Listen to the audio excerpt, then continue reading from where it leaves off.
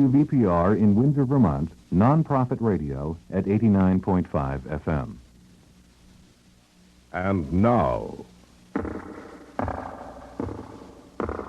the Hall of Fantasy. Welcome to the Hall of Fantasy. Welcome to the series of radio dramas dedicated to the supernatural, the unusual, and the unknown. Come with me, my friends. We shall descend to the world of the unknown and forbidden, down to the depths where the veil of time is lifted, and the supernatural reigns as king. Come with me and listen to the tale of the Shadow People. Elaine, have you seen anything else since you spoke to me last? No, I haven't. Ever since Mother died, nothing's happened. Well, I only hope it came from upstairs. Come on. Oh, you don't I don't know what to think. I only hope it... David, if anything happened to him... We'll see in a moment. There's no light in this room. You wait here, Elaine. Where's the light? Over to your left.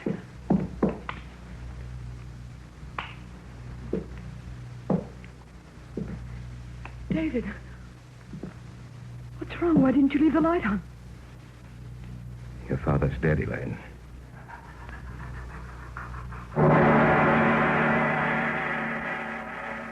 In just a moment, the Hall of Fantasy will present The Shadow People. And now for our story. An original tale of fantasy by Richard Thorne entitled The Shadow People.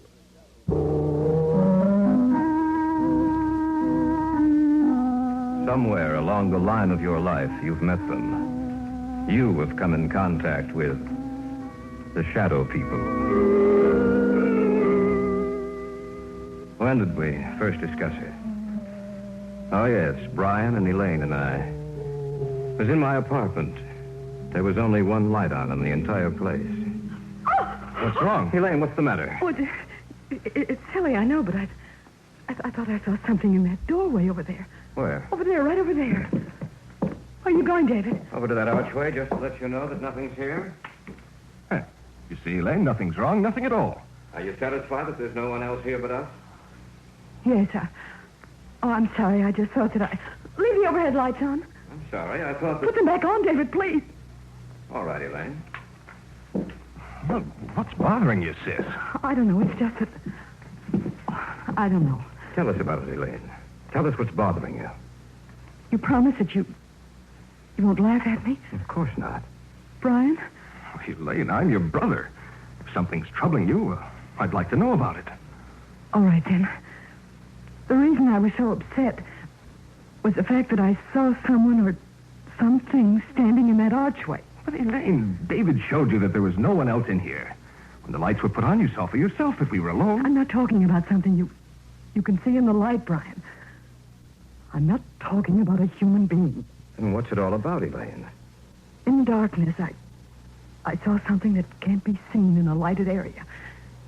And I've seen it several times before. You're sure you're not imagining this, Elaine? Oh, I don't have that good an imagination, Brian. How long have you seen this thing, Elaine? Well, it started about 6 weeks ago. You were in Detroit on business, Brian. Mom and Dad were on vacation. I was in the house by myself, in the library. There was only one light on. I sat in the chair beneath it, reading. Several times I thought that something was watching me. I felt there was someone in the room with me, standing right in back of me. Every so often I'd glance back over my shoulder, but there seemed to be nothing there. And then I thought I heard someone whispering. I wasn't sure, but when I heard it again, I got up and I looked all over the house. Oh, I'm not easily frightened, you know that, but out in the hallway, it was almost entirely black. Luckily, I was near a light switch. I looked back over my shoulder, and I saw this huge, hulking shape for the first time. And I heard a voice. Or rather, the whisper of a voice. I couldn't distinguish the words, but that dark shape seemed to be moving towards me. My hand was on the light switch, and I turned it on. In a minute, the light flooded the hallway. The shape was gone. There was nothing there. I was alone again. As long as there's light, I know it can't hurt me. I know it can't reach me. You might have imagined it, you know. Of course, that's possible, but I'm sure I didn't. It was so real. So real, that shape in the darkness. It was the very essence of evil itself.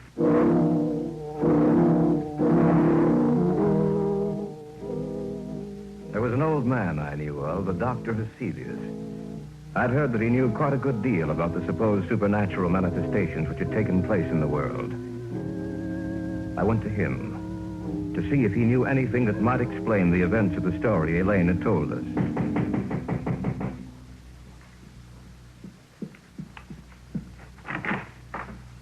Yes, my good sir.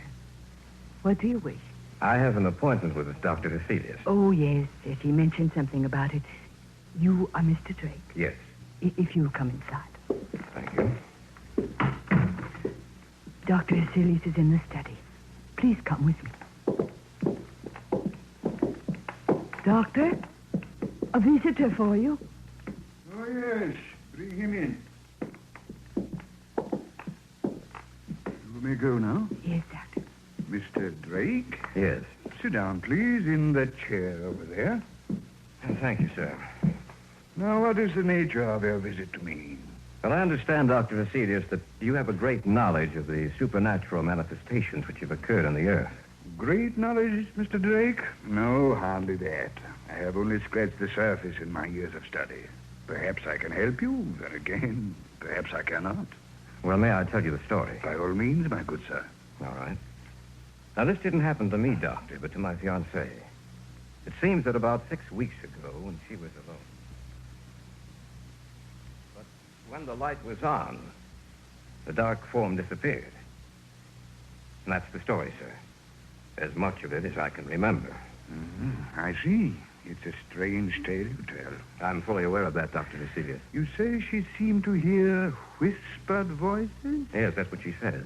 I see. A moment, please.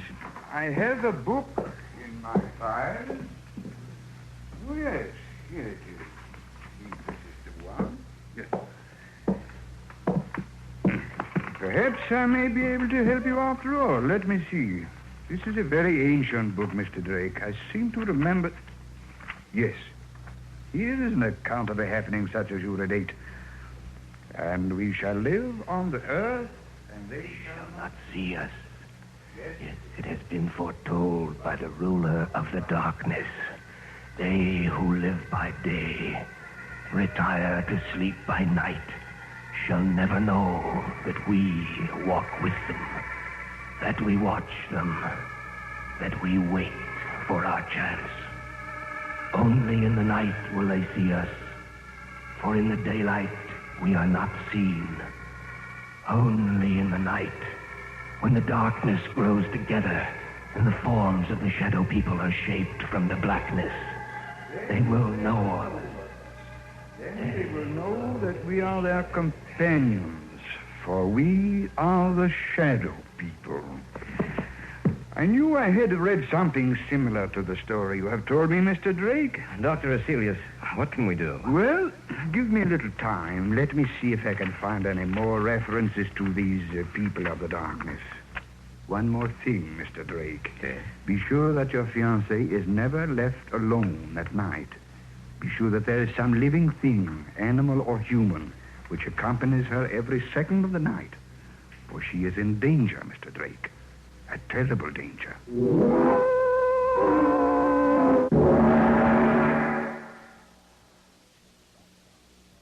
Back now to our story. An original tale of fantasy by Richard Thorne entitled The Shadow People.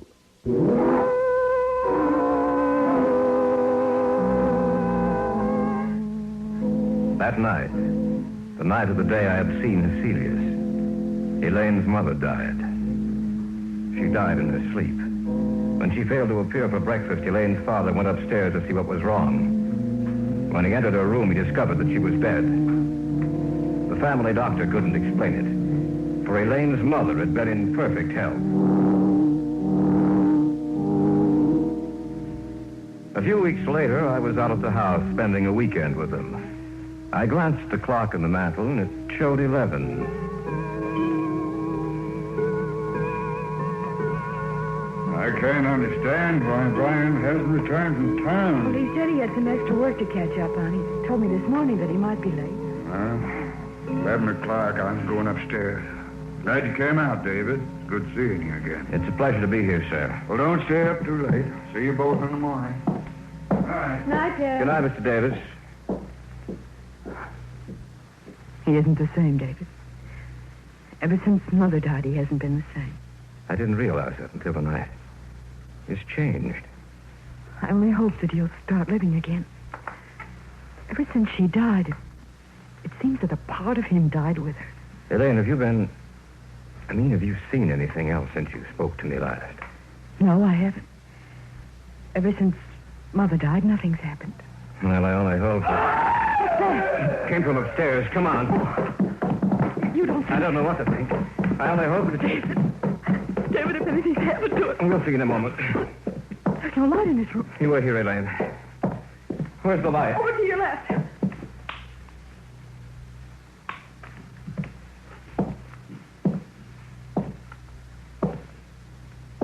David, what's wrong? Why didn't you leave the light on? Your father's dead, Elaine.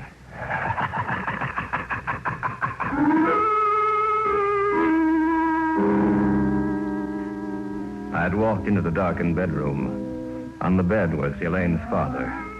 It didn't take a second look for me to know that he was dead. I switched off the light and walked back into the hallway to tell Elaine what happened. And then from the room there had come an eerie, quiet laughter. In the darkness of that room was some unknown evil power. The voice itself was unearthly. There was no substance to it. It sounded as if it came from the darkness itself. No. No, I don't believe you. It's the truth, Elaine. There's nothing more I can do. We'll have to notify the police. Tell me it's not the truth, David. Tell me it's not true. I'm sorry, Elaine. I wish I could. Your father's dead.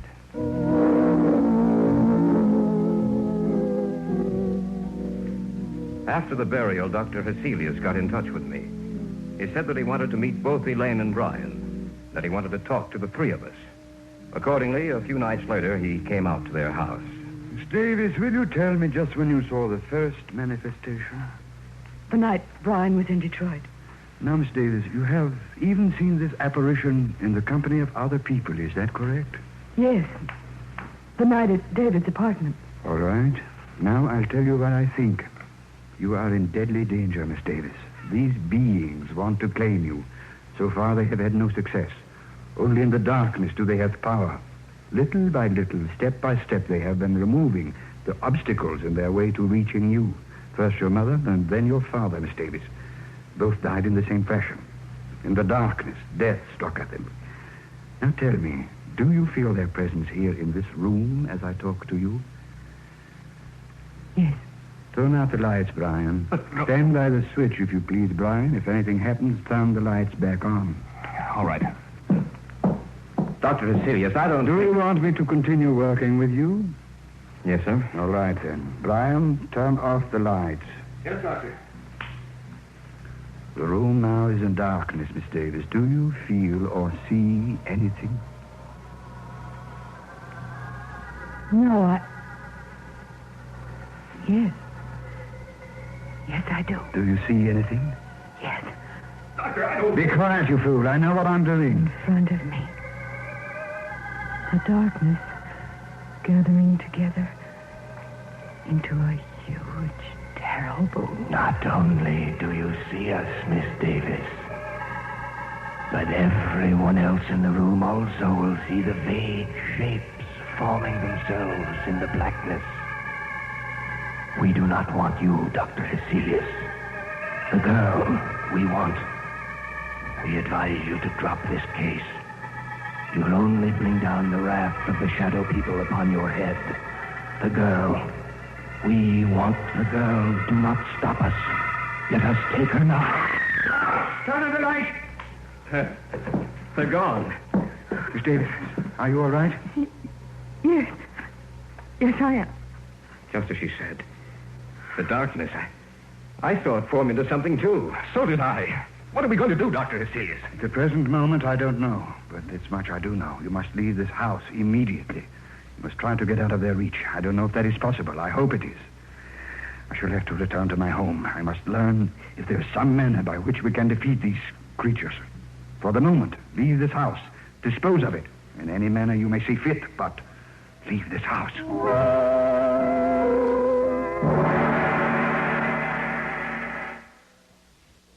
Back now to our story. An original tale of fantasy by Richard Thorne entitled The Shadow People.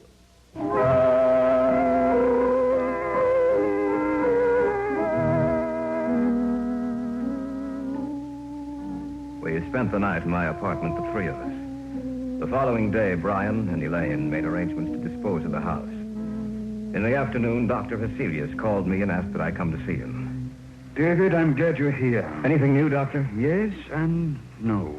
You realize, of course, that this spiritual manifestation is not new, that it has gone on for centuries. No, I wasn't aware of that. It's true, David. De Maupassant wrote what was supposedly a fiction story about the manifestation, David. He called it the Orla. However, according to the information here on my desk, it was taken from an actual case history. Of course, he embroidered the story, added a few touches to something he didn't realize actually existed. But have you found anything with which we can fight them? Everything depends upon an answer I received from a colleague of mine in Paris, Dr. Henri Renaud. I dispatched a telegram to him last night. Why hasn't he answered by now? There are certain things that must be done. It will take a few days, I'm afraid. We have to wait, David. There's nothing else we can do.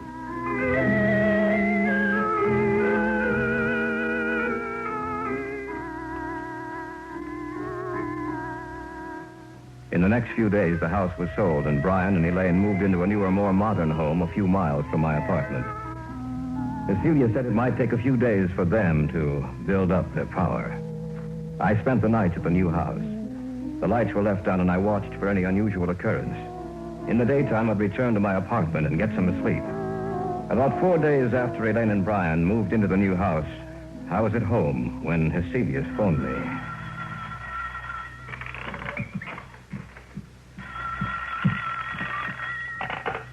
Hello? David? Yes, Dr. Hecelius? I hate to tell you this, David. What's the matter? What's wrong? They were a step ahead of me, David. I just received word that Renaud died or was killed at the very moment I sent the telegram to him.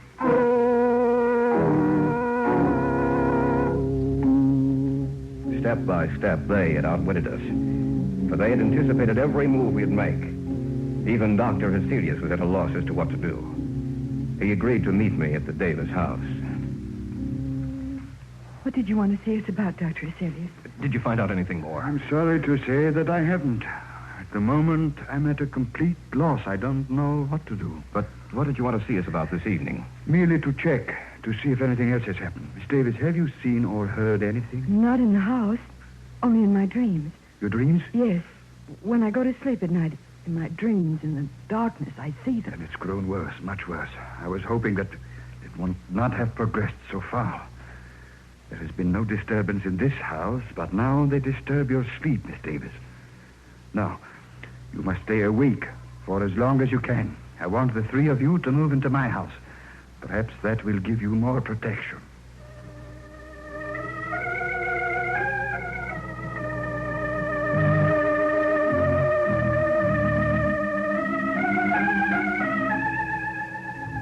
That night, we moved over to Hecelius' house. Perhaps Elaine would have more protection there. From there, we might be able to devise some plan of action, some way to beat those beings. For a few days, things were quiet. The shadow people seemed to have withdrawn. For a while, I thought that we might have succeeded in thwarting their purpose. Elaine no longer complained of troubled sleep. But that condition lasted for a few days only. About 10 days later, they made themselves known and felt again. That night, we were in the study. Then suddenly Cecilius whirled around and... Elaine, what are you looking at? Outside the house. Right where the light leaves off, I see them. She's right, Dr. Celius. I can see them, too. What should we do, Doctor? Nothing. What do you mean, nothing? There's nothing we can do. We can't just... We can't do anything, Brian. Don't you understand that they have us at their mercy? Greatest man in my field was Henri Renault. If he could do nothing against them, what do you think we can do? He's right, Brian. There's nothing we can do. As long as the house remains lighted, just so long will they remain outside. If the lights were to... That sounds When my father was killed, the same sound. We heard the same sound. The lights. What's happened to the lights, all I right? don't know. Be quiet, please. I thought of this emergency. A candle. That's right, Miss Davis. As long as this burns, this one candle will be safe. For they cannot advance into the light. They are limited by the darkness. As long as the candle burns, they will have to remain outside of this room. Around you, in every room of the house, in the darkness outside, we are around you. This time you shall not escape. This time we will claim you. Take it easy, Brian. I can't stand it. I'm getting out of here. Brian, come back! Don't be a fool. I'm going after him. Stay here. We just can't let him He go. won't have a chance. I doubt if he... Miss Davis, I'm afraid that your brother is dead.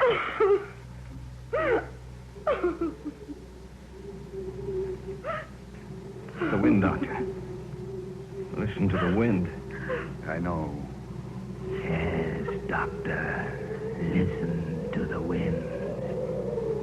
You must realize by now that the three of you haven't a chance.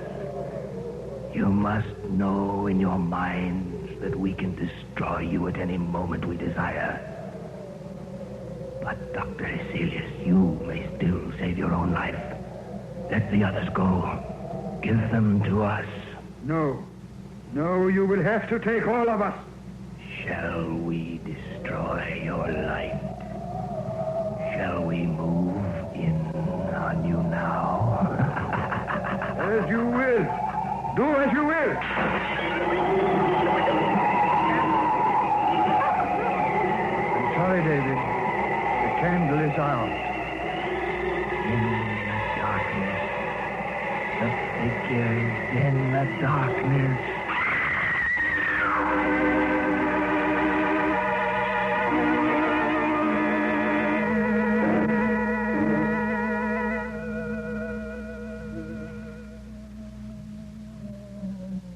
We warned you, Cecilius. You and the others are dead now. And we shall live on the earth. And man in the day shall not see us. They will know that we wait for our chance. That we walk with them. Only in the night, when the darkness grows together, and the forms of the shadow people are shaped from the blackness, will they see us. Then they will know that we are their companions. Look next to you. There, in the shadows.